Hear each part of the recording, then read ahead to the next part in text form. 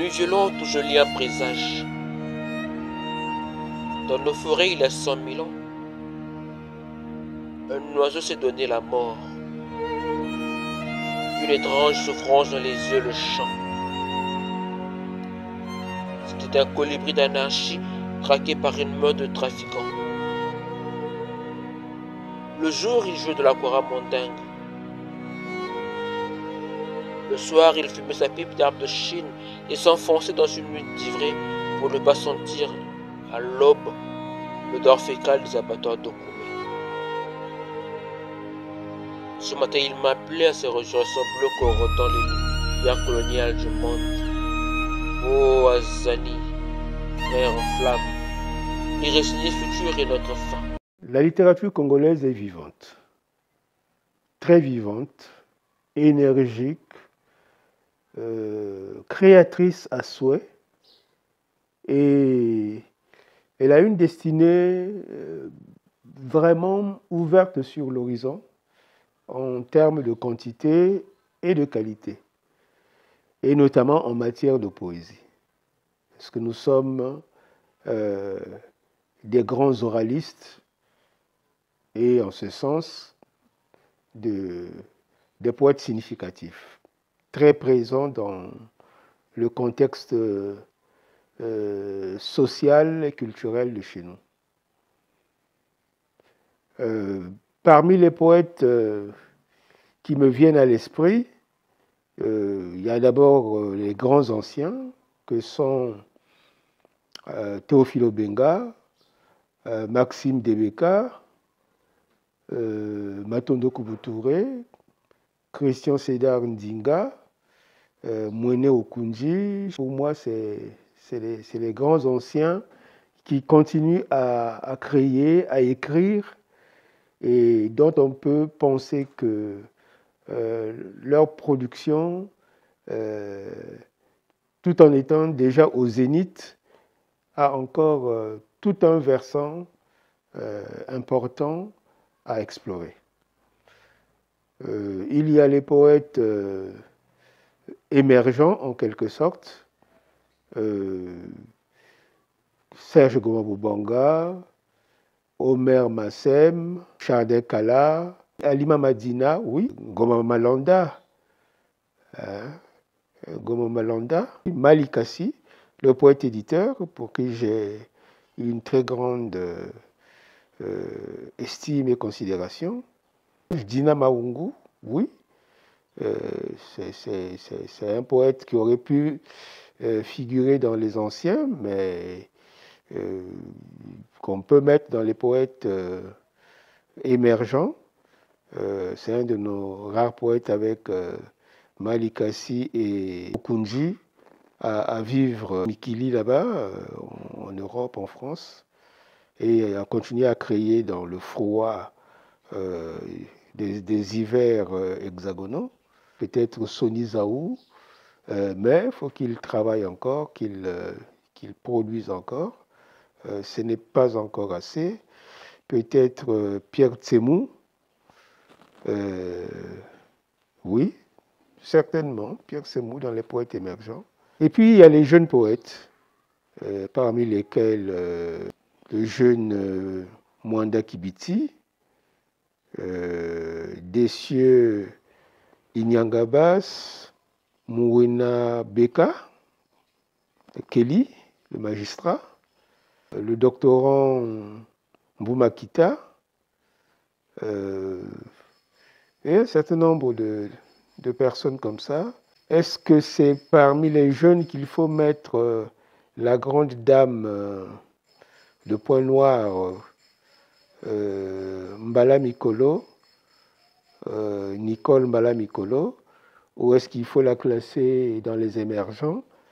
Bon, je n'ai pas lu des sommes poétiques d'elle, mais j'ai vu les textes qu'elle a donnés pour l'anthologie Congo Rêve Solidaire, qui sont des textes magnifiques et qui m'ont rappelé qu'il faut la suivre pour être certain de ne pas louper ses prochaines créations poétiques.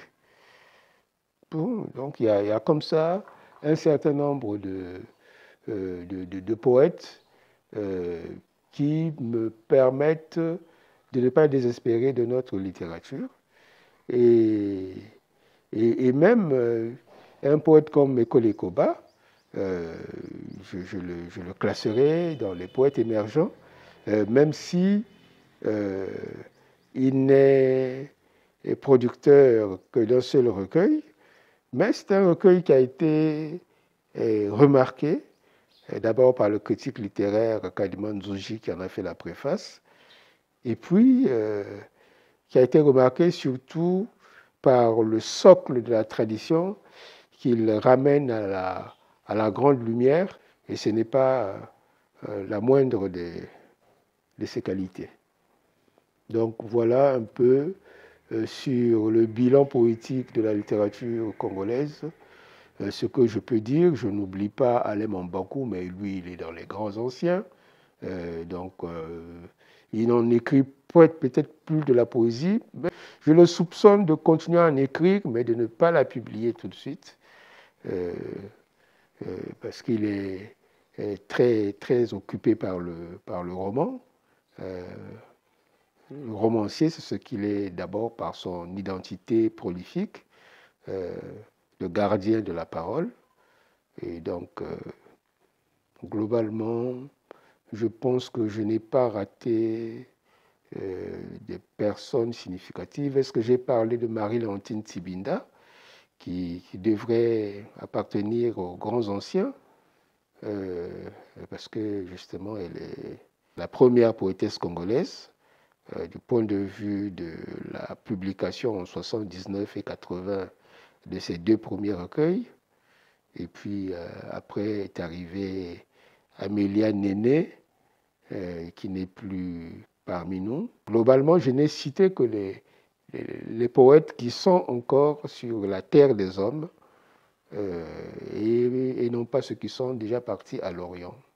Donc voilà pourquoi je n'ai pas cité ni Otamsi, ni Tatu Lutar, ni Sonny Labotansi, etc., qui sont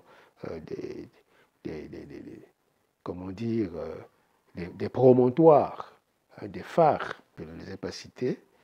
Ça ne veut pas dire que ce ne sont pas des grands poètes, mais je voulais parler de ceux qui peuvent encore proposer de nouvelles créations à notre littérature, de nouvelles pages vivantes et lumineuses pour notre poésie. Donc voilà ce que je peux dire de la poésie congolaise telle que m'en a donné une esquisse dans l'anthologie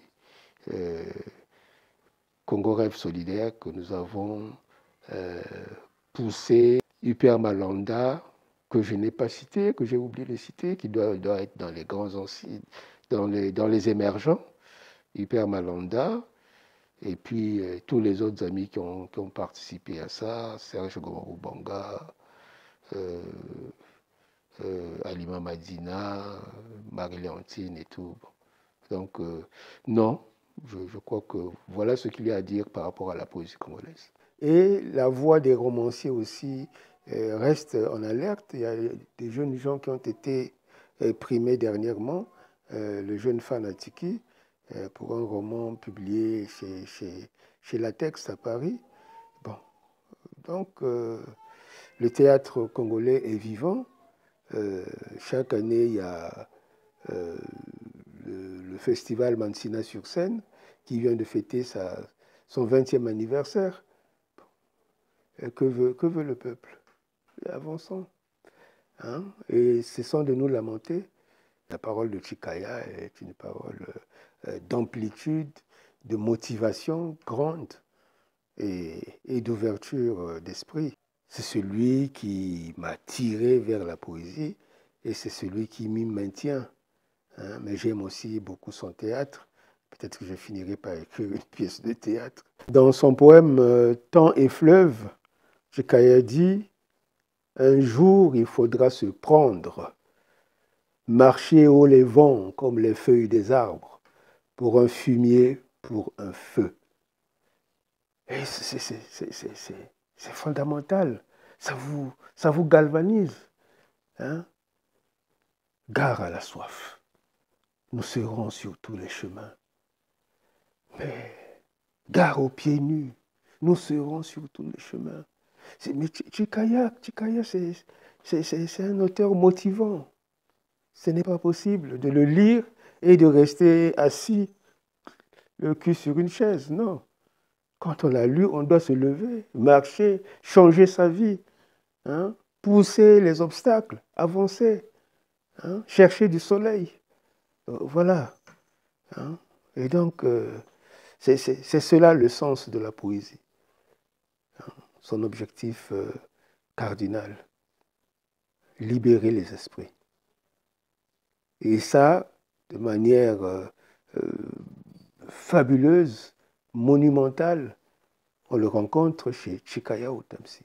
Aux jeunes gens qui débarquent dans l'univers poétique, ben, je dis, il faut lire et encore lire, et se garder, comme disait Rilke, des poèmes d'amour qui sont parmi les plus difficiles à écrire, parce que bon, cette émotion centrale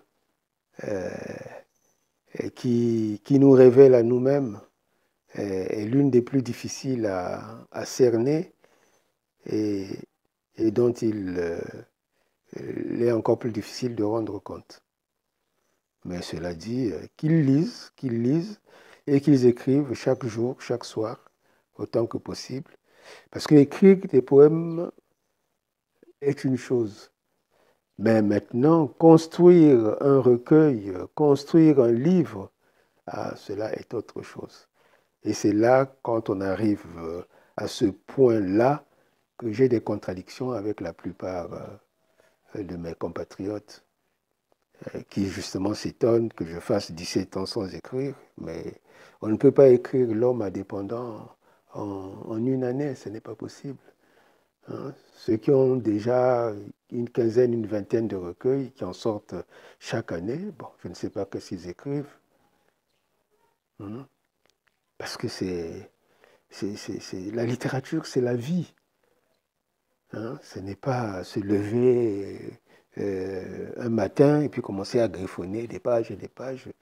Il faut que cela soit substantiel, soit concentré. Hein? C'est comme un assemblage, une mosaïque de protéines, de vitamines. Donc, ce n'est pas la nourriture, mais ce qu'il en reste quand on a digéré et qu'on a largué le reste dans les toilettes. C'est ça la poésie. Hein? Mais ce n'est pas le bavardage lacunaire qu'on nous présente du matin au soir.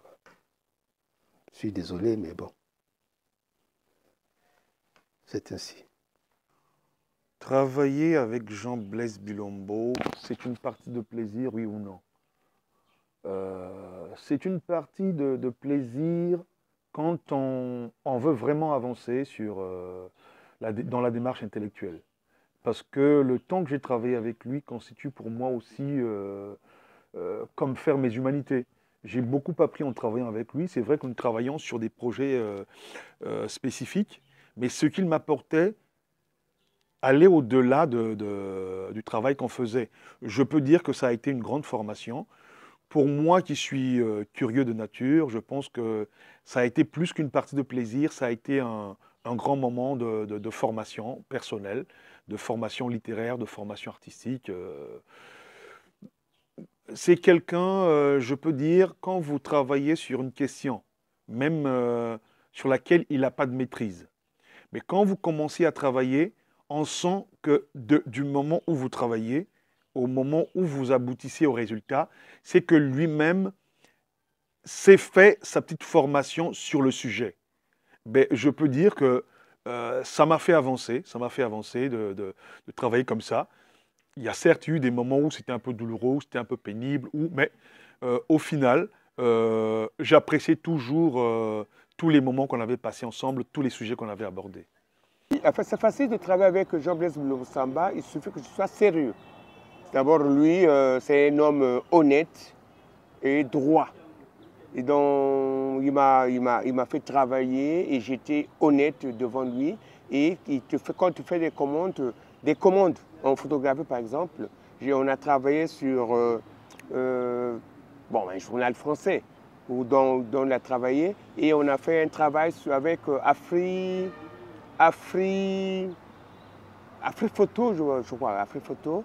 Et donc, j'ai fait un film avec lui, avec Mediafrique. Donc, c'est un monsieur sérieux. Et quand il te demande un travail, tu dois être sérieux et vous travaillez ensemble en connivence.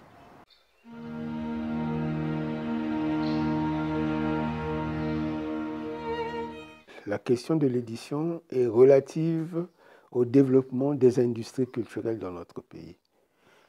Il se pose un problème des maisons d'édition, autant qu'il se pose des problèmes, s'agissant du livre, de librairie, autant qu'il se pose des problèmes d'imprimerie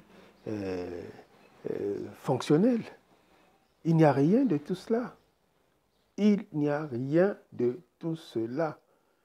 Parce que pour pouvoir fabriquer un livre, il faut déjà avoir les imprimeries en capacité de recevoir ce type de demande. Or, il n'y en a aucune d'imprimerie. Une fois que le livre est sorti, il faut qu'il circule. Il n'y a pas de librairie digne de ce nom. Il y a un effort qui est fait au niveau de la FNAC à Casino, mais c'est embryonnaire comme démarche. Il y a les efforts de la librairie Les Manguiers à Mpila, aux Dépêches de Brazzaville, mais tout ça, ça reste très embryonnaire. Et c'est comme si ces librairies n'avaient pas de budget significatif. À Pointe-Noire, il y a une seule librairie digne de ce nom, c'est la librairie Paillet. Et encore, elle ne distribue que les livres français. Vous allez y trouver rarement les livres des écrivains congolais. Et donc, non, il y a un problème d'industrie culturelle. De la même manière, s'agissant des musiciens, des studios d'enregistrement, vous n'en trouvez pas d'authentique, de correct. Vous trouvez des bricoleurs dans les quartiers, à Mongali, à Bakongo, à Mpissa ou à Talangaï, mais vous ne trouvez pas des institutions dignes de ce nom. Et donc, les musiciens sont obligés d'aller enregistrer en France et pourquoi pas jusqu'en Jamaïque. Ce n'est pas normal. Ce n'est pas normal. Vous prenez les peintres, et il n'y a aucune galerie digne de ce nom. Dans Brazzaville, il n'y a aucune galerie digne de ce nom. Où chaque mois, vous pouvez avoir une exposition à thème, une exposition autour d'artistes à rencontrer, à reconnaître, à saluer. Non, il n'y en a pas. Et donc, c'est le désert. Les Congolais sont des gens extrêmement courageux, parce que malgré ce désert, il se fait des choses. Il se fait des choses. Donc, voilà. C'est très, très difficile. Je crois qu'il y a un travail en termes d'industrie culturelle que le ministère de la Culture doit prendre à bras le corps. Et on ne peut pas dire qu'aujourd'hui, ce ministère-là ne travaille pas. On a fait 10 ans sans édition de FESPAM.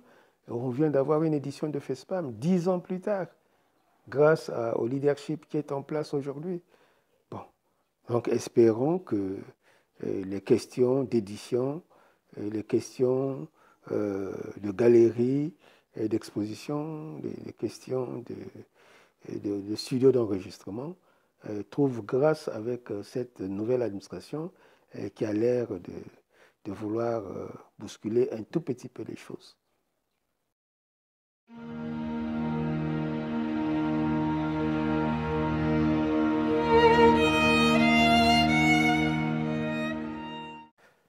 Ah oui, c'est vrai que je suis l'ami de peintre. Jean-Blaise Bilombo Samba est l'ami de peintre, le frère jumeau des peintres. C'est vrai. Mais la peinture est un mode d'expression qui me permet de prolonger, n'est-ce pas vrai, mon émission créative. Hein. Donc, c'est cela que la peinture. D'amplifier, parce que vous prenez un certain nombre de mes livres, que ce soit notamment dans Brûleur d'ombre, ben, il y a le peintre Mongo Etienne qui a souhaité, une fois qu'il a lu quelques-uns des textes de Brûleur d'ombre, il a dit non, non, non, tire-moi un jeu, moi je vais aller faire quelques illustrations, il y a des textes qui sont en train de m'inspirer. Et de la même manière, j'ai écrit des poèmes à partir de mon compagnonnage avec la peinture de Marcel Gotten. Hein? Bon, donc, c'est un dialogue. C'est un dialogue pour s'enrichir, pour se connaître davantage soi-même et puis donner à connaître aussi les autres. À ma gauche, c'est un autre Mongo Etienne, le très grand Mongo Etienne. Celui-ci, il date de 89. Celui-là, il doit dater des années 2000, hein, peut-être 2008, autour de ça. Donc voilà. C'est le compagnonnage des peintres. C'est ça. C'est important. Et j'ai un environnement de peinture. Hein. Sur un autre mur adjacent, vous allez trouver un portrait de mon épouse, Marie-Léontine Tibinda, la poétesse canado-congolaise. Je suis en permanence entouré de mes amis peintres. Hein.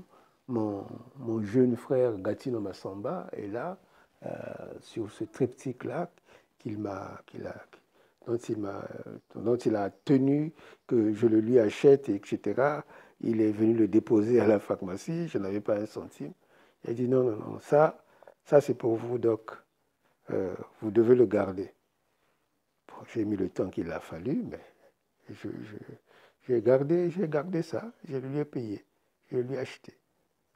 Donc voilà, pour encourager les peintres aussi, parce que c'est des hommes faits d'eau, de chair, de sang, etc. Et donc, qui doivent vivre aussi, manger, faire vivre leur famille. Voilà ma relation avec les peintres.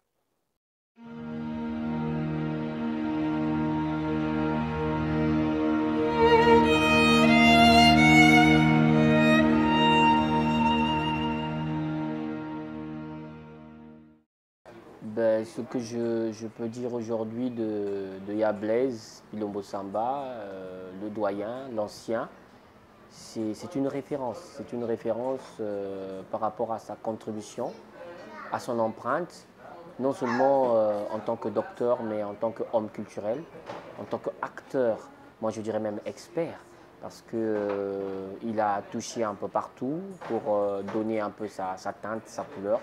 Parce que quand vous citez dans le théâtre, il est là. Quand vous citez dans la danse, il est là, il a apporté sa contribution. Quand vous citez dans le cinéma de chez nous, il a contribué. Et quand vous prenez déjà la dramaturgie, la poésie, c'est une des références. Donc Yablez, c'est un personnage, une personne à féliciter, à soutenir, à porter. Tout comme nombreux de nos écrivains, de nos poètes, de nos romanciers, au talent exceptionnel. Il en fait partie. Déjà, pour cette référence, rien que je cite de la danse, lui, il n'est pas danseur, mais il arrive à écrire une écriture chorégraphique et qu'il donne au niveau des danseurs et qu'il les dirige, qu'il donne des tableaux de chorégraphie, de danse, c'est waouh, c'est à féliciter. Et donc cette contribution, personnellement, en tant qu'artiste et agent du CEFRAD qui a été sous sa direction, je dis coup de chapeau, je dis félicitations à l'homme, je dis félicitations à l'artiste, à l'expert, au doyen, à l'ancêtre. Donc il y a à consulter auprès de cet homme. Il y a de la matière. Oui, je dirais Bilomo Samba. Bien, c'est mon frère. C'est mon frère. C'est un ami. Mais c'est plus un frère. Parce que un frère, on ne s'en sépare pas. La preuve est que tout décès ou ceux qui ont subi portent un nom sont des décès mineurs où on peut avoir de la substitution. Un homme ou une femme qui perd son conjoint est appelé veuf. Un enfant qui perd son père ou sa mère, ou les deux, est appelé orphelin. Mais parce que le veuf aura une femme qui va se substituer, la veuve un homme, l'orphelin un père adoptif, une mère adoptive. Mais quand un homme perd son fils, quand un frère perd son frère ou sa sœur, ceux qui ont perdu n'ont pas de nom pour être désignés. C'est pour dire la dureté de cet instant-là. C'est pour dire la particularité de ce contexte-là. Et c'est en cela que je dis, Jean-Blaise Bilomo Samba reste et demeurera, sera toujours mon frère. Ça c'est indélébile, c'est inaliénable, c'est inattaquable. Et c'est ça.